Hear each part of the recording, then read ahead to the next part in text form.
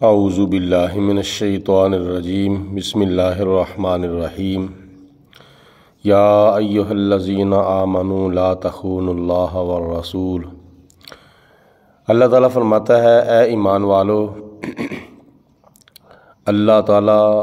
اور اللہ کے پیارے رسول صلی اللہ علیہ وسلم کی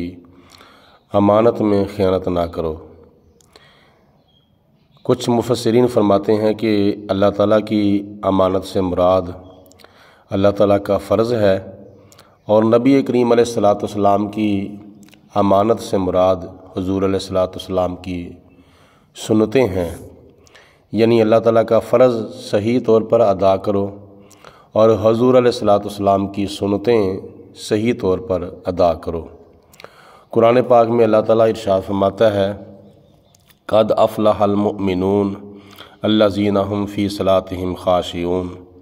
بے شک کامیابی حاصل کی ان لوگوں نے جو اپنی نمازوں کے اندر خشوع و خضوع اختیار کرتے ہیں۔ یعنی جب ہم اللہ تعالیٰ کا فرض ادا کریں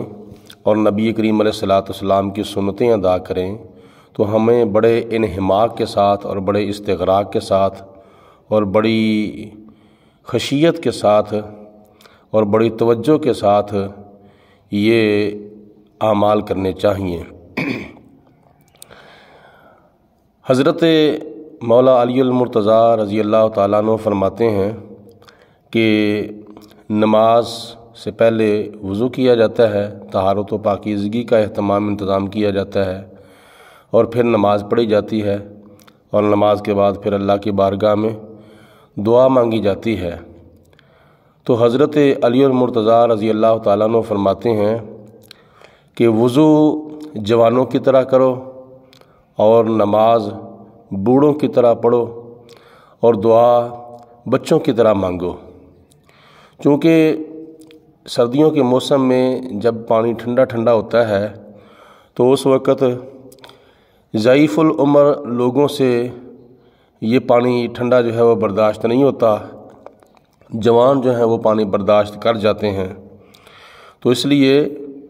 حضرت علی المرتضیٰ نے فرمایا کہ جب سردیوں میں تم ٹھنڈے پانی کے ساتھ وضو کرو تو جوانوں کی طرح کرو۔ وضو کرتے وقت کوئی فرض نہیں رہنا چاہیے، کوئی سنت نہیں رہنی چاہیے، بلکہ مستحبات تک بھی سارے کام جو ہے وہ مکمل ہونے چاہیے۔ اور نماز کی قبولیت جو ہے وہ اس کا جو ڈپینڈ ہے وہ طہارت و پاکیزگی کی تکمیل پر ہے۔ تو اس لیے وضو اور غسل کرتے وقت یہ خیال کرنا چاہیے کہ کوئی فرض کوئی سنت رہ نہ جائے، مکمل طور پر طہارت و پاکیزگی کا اہتمام کر کے جو ہے وہ غسل اور وضو کرنا چاہیے۔ تو اس لیے آپ نے فرمایا کہ وضو جوانوں کی طرح کرو اور نماز بوڑھوں کی طرح پڑھو۔ بوڑھے افراد جو ہیں وہ چونکہ کمزور ہوتے ہیں جسمانی طور پر، اور وہ رکوع بھی آرام سے جاتے ہیں اور سجدے میں بھی آرام سے جاتے ہیں، اور سجدے سے سر بھی آرام سے اٹھاتے ہیں، اور ان سے ایک رکعت کے بعد دوسری رکعت کے لیے کھڑا ہونے کے لیے بھی ذرا ٹائم لگ جاتا ہے۔ تو نماز کے اندر یعنی جلدی نہیں مچانی چاہیے، نماز کے اندر بالکل خشوع و خضوع اختیار کرنا چاہیے، اور بالکل آرام کے ساتھ بڑے سکون کے ساتھ نماز ادا کرنی چاہیے۔ بلکہ نماز پڑھتے وقت قیام کے دوران اپنا جو دھیان ہے وہ سجدے والی جگہ پہ رکھنا چاہیے، اور یہ خیال کرنا چاہیے کہ یہ وہ جگہ ہے، یہ وہ مٹی ہے جس مٹی سے خدا نے ہمیں پیدا کیا، اور مرنے کے بعد بھی ہم نے اسی مٹی کے اندر ہی جانا ہے۔ تو اس طرح کے تصورات اور تخیلات کے ساتھ نماز ادا کی جائے گی تو پھر دنیا کا کوئی خیال نماز کے اندر نہیں آئے گا، اور آئے گا بھی تو توجہ چونکہ خشوع و خضوع کی طرف ہوگی، لہٰذا دنیا کے خیالات سے بندہ بے نیاز ہو جاتا ہے۔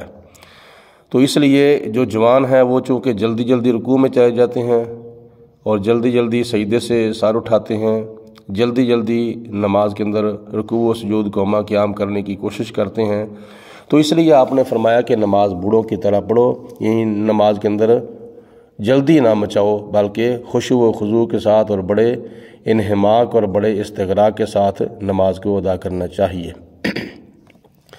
تیسرے نمبر پر آپ نے فرمایا کہ دعا بچوں کی طرح مانگو، یعنی جب اللہ تعالیٰ سے دعا مانگنی ہے تو پھر اللہ تعالیٰ کی بارگاہ میں بڑی عاجزی کے ساتھ اور بڑی انکساری کے ساتھ دعا مانگنی ہے، اور ایسے دعا مانگی جائے کہ جیسے بچہ اپنے والدین سے مانگتا ہے، اور جب بچہ مانگتا ہے تو والدین اگر دے دیتے ہیں تو بچہ خوش ہو جاتا ہے، اور اگر بچے کو والدین نہیں دیتے یا دینے میں تاخیر کر دیتے ہیں تو پھر بچہ جو ہے وہ پہلے کیا نام ہے اپنے لاڈ کے ساتھ مانگتا ہے، پھر اگر اور دیر ہو جاتی ہے تو پھر بچہ رونے والا منہ بنا لیتا ہے، بچہ ضد کرتا ہے۔ پہلے نمبر پر بچہ ضد کرتا ہے، اور پھر دینے میں تاخیر ہو جائے تو پھر بچہ رونے والا منہ بنا لیتا ہے، اور تاخیر ہو جائے تو پھر بچہ رونے لگ جاتا ہے۔ تو جب بچہ رو رو کے اپنے والدین سے مانگتا ہے تو پھر والدین اپنے بچے کو دے دیتے ہیں اور بچے کی ضد جو ہے وہ پوری کر دیتے ہیں۔ اسی طرح اگر حضرت علی المرتضیٰ فرماتے ہیں کہ بندہ ایسے خدا سے مانگے جیسے اولاد والدین سے مانگتی ہے یا بچیاں والدین سے مانگتی ہیں، ترلے منتیں کر کے یا کیا نام ہے ضد کر کے یا رو کے، تو اس طرح اللہ تعالیٰ سے جب بندہ دعا مانگے گا تو پھر اللہ تعالیٰ یقیناً اپنے بندوں کی دعا کو قبول فرمائے گا۔ خدا فرماتا ہے اجیب دعوت الداع اذا دعان، میں اپنے بندوں کی دعا قبول کرتا ہوں جب بھی میرے بندے مجھ سے دعا کرتے ہیں۔